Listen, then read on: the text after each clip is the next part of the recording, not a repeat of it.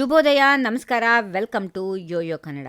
ಭಾರತದಲ್ಲಿ 6 ಕೋಟಿಗೂ ಹೆಚ್ಚು ಖಾಸಗಿ ಮತ್ತು ಸರ್ಕಾರಿ ವಲಯದ ಉದ್ಯೋಗಿಗಳಿಗೆ ಉದ್ಯೋಗಿಗಳ ಭವಿಷ್ಯ ನಿಧಿ ಸಂಸ್ಥೆ ಇಪಿಎಫ್ಒ ಸಿಹಿ ಸುದ್ದಿ ನೀಡಲು ಸಿದ್ಧವಾಗಿದೆ. 2025-26 ಆರ್ಥಿಕ ವರ್ಷದ ಪಿಎಫ್ ಠೇವಣಿಗಳ ಮೇಲೆ ಪ್ರಸ್ತುತ 8.25% ಬಡ್ಡಿ ದರವನ್ನು ಮುಂದುವರಿಸುವ ಬಗ್ಗೆ ಸಂಸ್ಥೆ ಚಿಂತನೆ ನಡೆಸ್ತಾ ಇದೆ. ಇದು ಸತತ 3ನೇ ವರ್ಷವಾಗಿರುತ್ತದೆ. ಈ ಬಗ್ಗೆ ಅಂತಿಮ ತೀರ್ಮಾನ ಮಾರ್ಚ್ 2ರಂದು ನಡೆಯುವ central board of trustees CBT ಸಭೆಯಲ್ಲಿ ತೆಗೆದುಕೊಳ್ಳಲಾಗುವ ನಿರೀಕ್ಷೆ ಇದೆ. ತಜ್ಞರು ಹೇಳುವಂತೆ ಇದೇ ಬಡ್ಡಿ ದರ ಮುಂದುವರೆದರೆ ಉದ್ಯೋಗಿಗಳ ದೀರ್ಘಕಾಲೀನ ಉಳಿತಾಯಕ್ಕೆ ದೊಡ್ಡ ಬಲ ಸಿಗುತ್ತದೆ. ನಿವೃತ್ತಿ ಯೋಜನೆಯಲ್ಲಿ ಸ್ಥಿರತೆ ಕಾಪಾಡುವ ಮಹತ್ವದ ಹೆಜ್ಜೆ ಇದಾಗುತ್ತದೆ.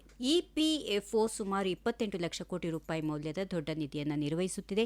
ಈ ಹಣವನ್ನ ಸುರಕ್ಷಿತ ಹಾಗೂ ಸಮತೋಲನದ ಹೂಡಿಕೆ ಮಾರ್ಗಗಳಲ್ಲಿ ಹೂಡಲಾಗುತ್ತದೆ. ಹೊಸದಾಗಿ ಸೇರುವ ಹಣದಲ್ಲಿ 45-65% ಸರ್ಕಾರಿ ಬಾಂಡ್ಗಳಲ್ಲಿ, 20-45% ಇತರ ಡೇಟಾ ಇನ್ಸ್ಟ್ರುಮೆಂಟ್ಗಳಲ್ಲಿ ಮತ್ತು 5-15% ಈಕ್ವಿಟಿ ಮಾರುಕಟ್ಟೆಯಲ್ಲಿ ಹೂಡಿಕೆ ಮಾಡಲಾಗುತ್ತಿದೆ. ಈ ಮಿಶ್ರ ಹೂಡಿಕೆ ತಂತ್ರದಿಂದ ಮಾರುಕಟ್ಟೆ ಏರುಪೇರುಗಳ ನಡುವೆಯೇ 8.25% ಬಡ್ಡಿ ನೀಡಲು ಸಾಧ್ಯವಾಗುತ್ತಿದೆ. ಕೇಂದ್ರ ಕಾರ್ಮಿಕ ಸಚಿವ ಮನ್ಸುಖ್ ಮಾಂಡವೀಯ ಅವರ ಅಧ್ಯಕ್ಷತೆಯಲ್ಲಿ ನಡೆಯುವ ಸಿಬಿಟಿ ಸಭೆಯಲ್ಲಿ ಬಡ್ಡಿ ದರಗಳ ಜೊತೆಗೆ ಇತರ ವಿಷಯಗಳ ಮೇಲೂ ಚರ್ಚೆ ನಡೆಯಲಿದೆ. ಪಿಎಫ್ ವೆಬ್ಸೈಟ್ ಸುಧಾರಣೆ, ಕ್ಲೈಮ್ಗಳ ವೇಗವಾದ ನಿವಾರಣೆ ಹಾಗೂ ಆನ್ಲೈನ್ ಹಣ ವಿತ್ಡ್ರಾ ಪ್ರಕ್ರಿಯೆಯನ್ನು ಇನ್ನಷ್ಟು ಸರಳಗೊಳಿಸುವ ಕ್ರಮಗಳು ಅಜೆಂಡಾದಲ್ಲಿ ಇವೆ. ಒಟ್ಟಾರೆಯಾಗಿ ಹೆಚ್ಚುತ್ತಿರುವ ದ್ರವ್ಯೋತ್ಪತ್ತಿಯ ನಡುವೆ 8.25% ಬಡ್ಡಿ ದರವನ್ನು ಮುಂದುವರಿಸುವುದು ಉದ್ಯೋಗಿಗಳಿಗೆ ಪ್ರೋತ್ಸಾಹಕಾರಿ ಸುದ್ದಿಯಾಗಿದೆ. ಮಾರ್ಚ್ 2ರಂದು ಹೊರಬರುವ ಅಧಿಕೃತ ಘೋಷಣೆಗೆ ಕೋಟ್ಯಾಂತರ ಮಂದಿ ಕಾಯುತ್ತಿದ್ದಾರೆ.